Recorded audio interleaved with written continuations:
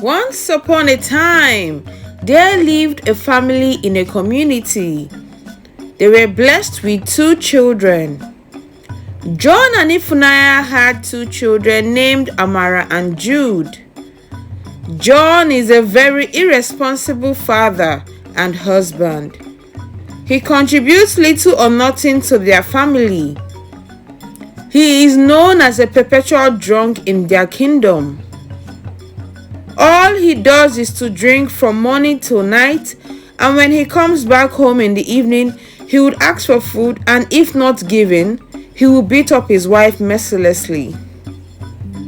Amara is a very hard-working girl who assists her mother in the farm, so they could raise money to fend for themselves, and to also send the kids to school.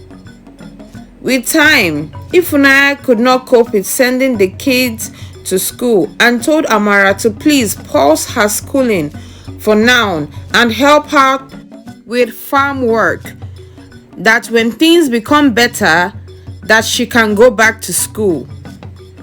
This made Amara so sad, as she really wanted to go to school.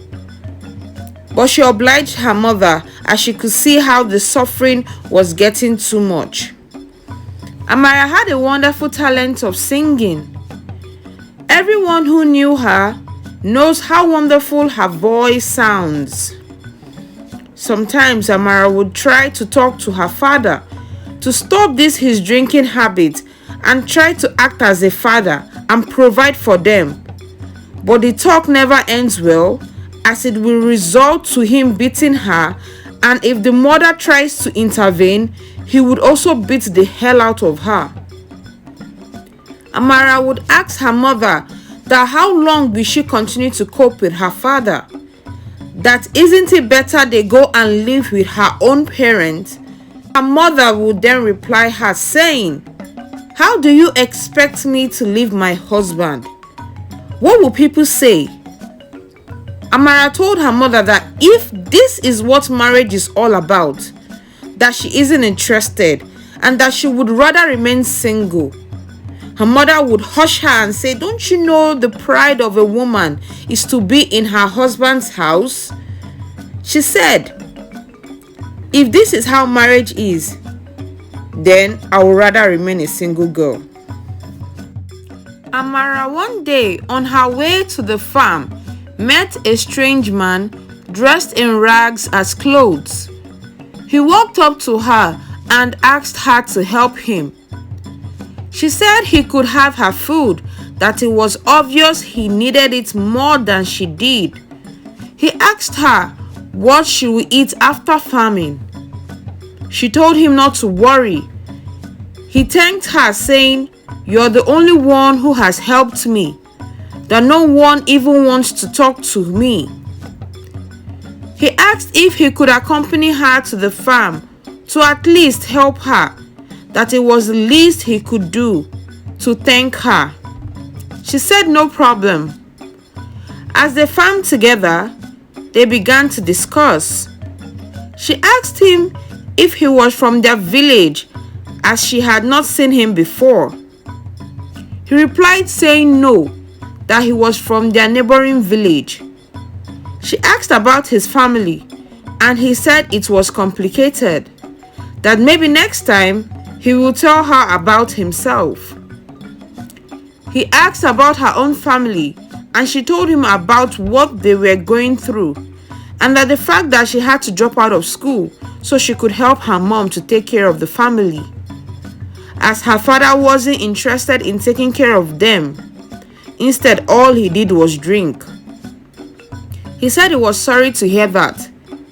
He told her he had to take his leave, but promised to come visit her again. Then she asked of his name, and he told her his name is Arinze, and introduced herself as Amara. The next day, Amara looked forward to seeing Arinze, as she enjoyed his company, but he did not show up.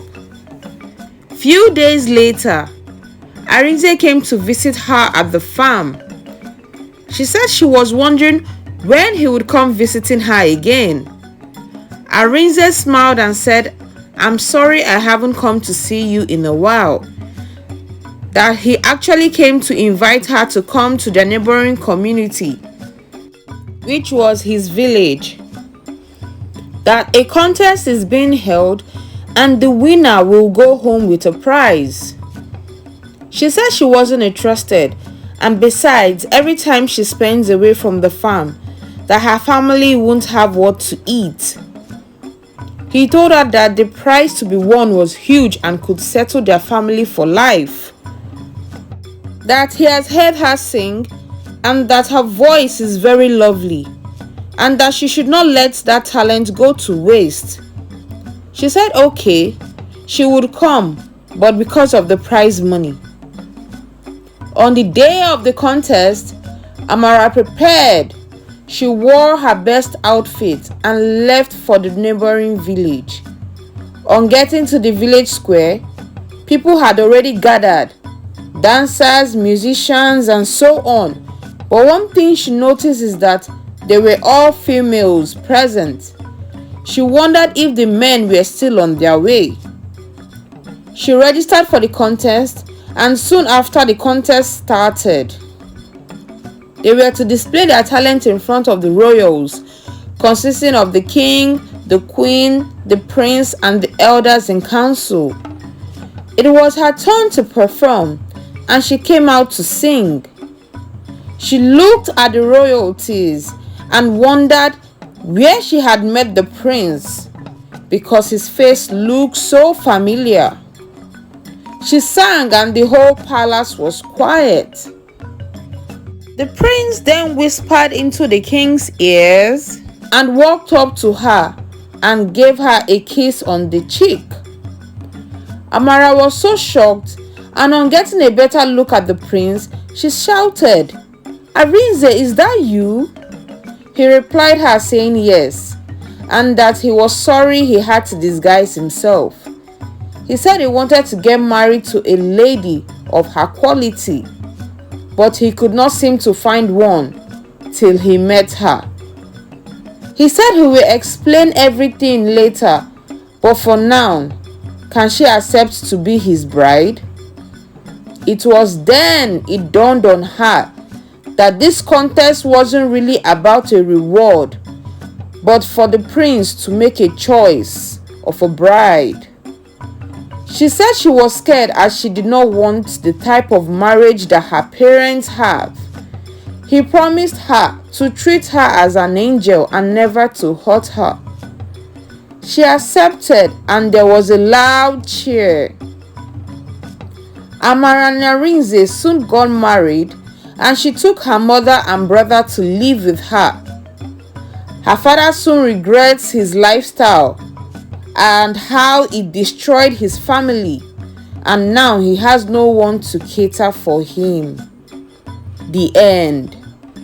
The lesson of this story is, do not neglect your responsibilities. Never abuse your spouse, as your children are watching and learning from you, as it can have a negative impact in their lives. Always be kind and treat others fairly. You do not know where your blessing can come from. Marriage is a blessing, but if treated badly, it is better to live in one piece than to stay. I hope you enjoyed this story. Please do not forget to subscribe to our channel, like, share, and leave a comment, as it helps us grow our channel. Thank you so much for listening, and I'll see you in my next video. Bye.